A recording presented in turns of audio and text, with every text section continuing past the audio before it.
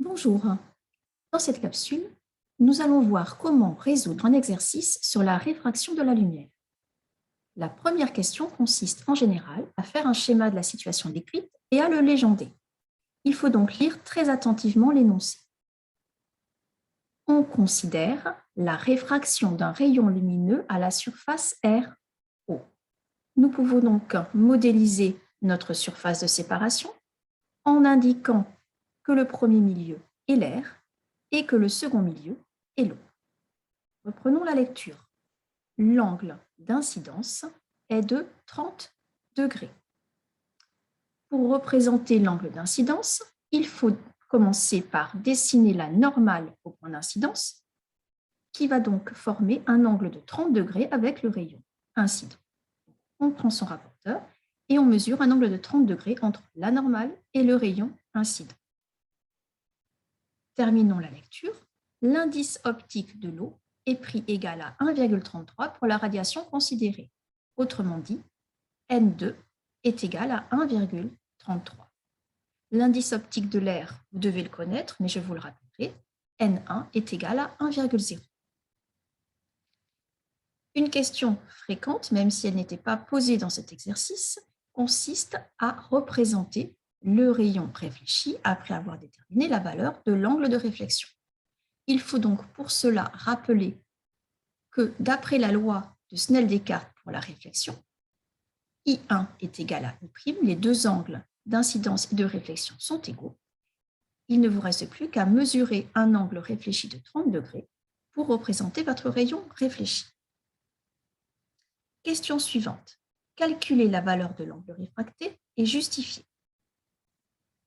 Dans ce cas, nous allons devoir utiliser la loi de Snell-Descartes pour la réfraction.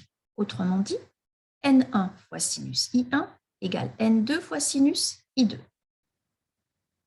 Notre inconnu, c'est l'angle réfracté I2. Il faut donc extraire sinus I2 de cette formule.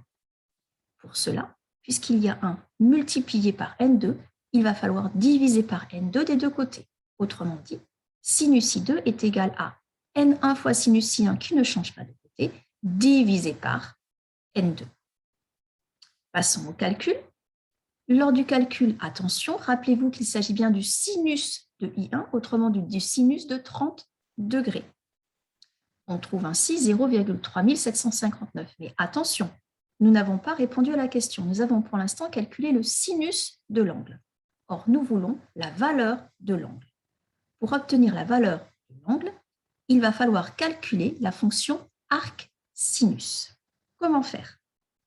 Alors, je vais vous montrer avec deux modèles de calculatrices les plus fréquents, ceux que vous aviez au collège, la Casio, FX92, par exemple, et puis ensuite la TI. Donc, pour calculer la fonction arc-sinus, vous vous rappelez, vous venez d'utiliser la fonction sinus qui se trouve ici. La fonction arc-sinus, elle est écrite en jaune juste au-dessus, de telle sorte que pour l'activer, nous allons devoir utiliser la touche seconde. Donc, seconde ici, puis arc-sinus à ce niveau-là. Si jamais vous aviez la TI collège, vous retrouvez la même touche seconde et la même touche arc-sinus à ce niveau-là. Autrement dit, sur votre calculatrice, vous allez devoir taper seconde, sinus, 0,3579. Et la calculatrice va vous afficher 22,0799. Alors maintenant, lorsque nous allons donner notre résultat, nous allons réfléchir au nombre de chiffres après la virgule. Pourquoi? Vous voyez que vos angles étaient donnés à l'unité près. Je vais donc arrondir mon résultat et le donner à l'unité, autrement dit 22 degrés. Nous aurions pu utiliser une autre méthode, plus rapide peut-être. Représentons évidemment notre rayon réfracté, qui fait un angle de 22 degrés avec la normale. Le voici. Donc, deuxième méthode, je vous le disais, il s'agit simplement de dire tout de suite que I2, ce n'est rien d'autre que l'arc-sinus de sinus I2, autrement dit l'arc-sinus de N1 fois sinus I1 divisé par N2. Sur la calculatrice, nous taperions donc arc-sinus de 1 fois sinus 30 divisé par 1,33 et vous obtiendriez de la même manière 22 degrés. Je vous laisse choisir la méthode de votre choix. Deuxième exercice que vous aviez à traiter, c'était l'exercice numéro 13 du livre. Si vous regardez, il s'agit exactement du même exercice, puisqu'un rayon lumineux arrive à la surface de séparation RO. Donc, surface de séparation, R, indice de réfraction 1, O, indice de réfraction 1,33, ma normale bien représentée. Simplement, vous avez ici un angle de 50 degrés par rapport à la normale. Voilà. La démarche serait exactement la même. D'après la loi de Snell-Descartes pour la réfraction, N1 sinus I1 égale N2 sinus I2. Rappelez-vous, nous extrayons sinus I2. Il faut donc diviser par N2 de part et d'autre. Sinus I2 égale N1 sinus I1 divisé par N2. Et là, je vais gagner du temps. Je vais dire directement que I2, c'est égal à l'arc sinus du résultat précédent. Et je trouve ainsi 35 degrés.